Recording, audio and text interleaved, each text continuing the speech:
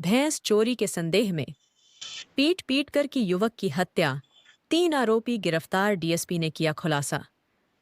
पिछले दिनों चिनिया निवासी राजेंद्र कोरवा के पुत्र सुशील कोरवा, उम्र लगभग 22 वर्ष, का क्षत विक्षत शव चिनिया थाना क्षेत्र के कुसुमदामर झाड़ी से चिनिया पुलिस के द्वारा बरामद हुआ था। इस मामले में मृतक के परिजनों ने हत्या की प्राथमिकी दर्ज कराई थी।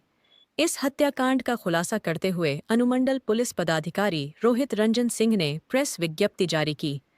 उन्होंने बताया कि सुशील कोरवा की गुमशुदगी की सूचना चिनिया थाना में मिलने के बाद वरीय अधिकारियों को अवगत कराते हुए उनकी बरामदगी हेतु विशेष दल का गठन किया गया था।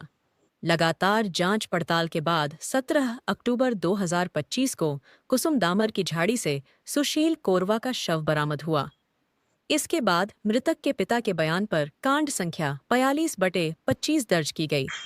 त्वरित कार्रवाई करते हुए पुलिस ने नामजद अभियुक्त रोहित कुमार यादव, संतोष यादव और कोमल यादव को गिरफ्तार किया। पुलिस ने उनकी निशानदेही पर घटना में प्रयुक्त 3 लाठियां, सुशील कोरवा के कपड़े, मोबाइल और चप्पल बरामद कर जब्त किया है। अन्य अभियुक्तों की गिरफ्तारी के लिए छापेमारी जारी है। डीएसपी ने बताया कि 12 अक्टूबर 2025 की रात करीब 3 बजे सुशील कोरवा गढ़वा से कार्यक्रम देखकर दोस्तों के साथ चिनिया लौटे थे। घर न जाकर वे अभियुक्त रोहित यादव के बथान पर भैंस के पास खड़े थे। उसी दौरान रोहित यादव ने उन्हें देख लिया और भैंस चोरी के संदेह में लाठी से पीटना शुरू कर दिया। साथ ही चोर चोर का शोर मचाने लगा। हल्ला सुनकर संतोष यादव और कोमल यादव भी मौके पर पहुंचे और तीनों ने मिलकर सुशील कोरवा को बेरहमी से पीटा, जिससे उसकी मौत हो गई। इसके बाद तीनों ने शव को झाड़ी में छिपा दिया और मृतक का कपड़ा, मोबाइल एवं चप्पल उसके भाई मुकेश कोरवा को सौंप दिया ताकि सच्चाई छिपाई जा सके। लेकिन अनुमंडल पुलिस पदाधिकारी के नेतृत्व में गठित टीम के द्वारा इस हत्याकांड का आज खुलासा किया गया। चिनिया थाना अंतर्गत चिनिया ग्राम आसपास यादव टोला में 12 तारीख को एक व्यक्ति की सूचना मिली कि वो चोरी कर रहा है। तो गांव वालों ने उसमें से रोहित यादव के बथान पे वो व्यक्ति भैंस के पीछे छुपा हुआ था। तो जब वो सुबह सुबह भैंस खोलने के लिए आया तो वो देखा कि कोई व्यक्ति भैंस के पीछे छुपा हुआ है, तो उसको लगा कोई चोर है। तो इसके कारण रोहित यादव चोर चोर चिल्लाने लगा और उसकी आवाज़ सुन के वो व्यक्ति वहाँ से भागना शुरू कर दिया। भागने के क्रम में वो इसको डंटे से उसके पीछा करने लगे और एक दो डंटा उस व्यक्ति पे चलाया, जिससे उसको चोट भी लगी। और इस आवाज़ सुनकर गांव के कुछ लोग, संतोष यादव और कोमल यादव भी इसके पीछे पीछे दौड़ के लाठी डंटा लेके आए।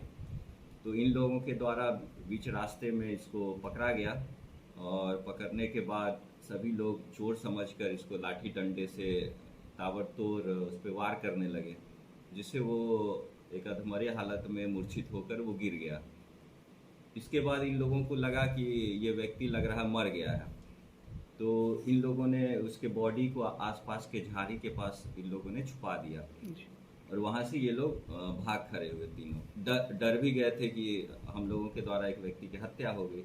उसके बाद ये लोग वहाँ से भाग खड़े हुए और इसकी सूचना किसी को भी नहीं दी इन लोगों ने। इस क्रम में जब फिर से रोहित यादव अपने बथान पे आया उस घटना के बाद, तो वहाँ उसे एक कपड़ा, मोबाइल और कुछ सामग्री बरामद हुई उस लड़के की जिसकी मृत्यु हो गई थी। और इन लोगों ने फिर आपस में सब प्लान किया कि हम लोगों को अब कैसे बचना है।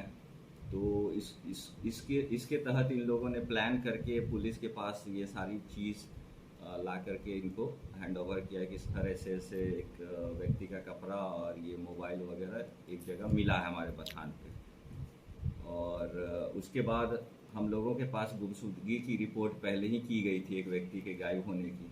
तो हम लोग लगातार छानबीन कर ही रहे थे। तो फिर 17 को हम लोगों को एक बॉडी मिलने की सूचना प्राप्त हुई। उसके बाद हम लोगों ने बॉडी रिकवर किया और अपने गुप्तचरों को तैनात करके आसपास के लोगों से हम लोगों ने पूछताछ की।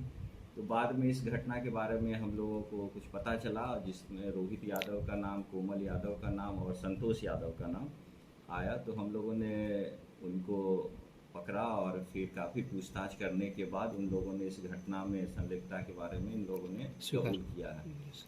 और फिर हम लोग एफआईआर भी दर्ज किए हैं। बाकी अभी अनुसंधान अंतर्गत है और भी लोगों के नाम आने की बात हो रही है, तो हम लोग उसका भी सत्यापन कर लेते हैं। तो जिनकी भी नाम आएगी और जिनकी भी संलिप्तता होगी उसके विरुद्ध हम लोग कठोर से कठोर कानूनी कार्रवाई करेंगे। Thank you sir.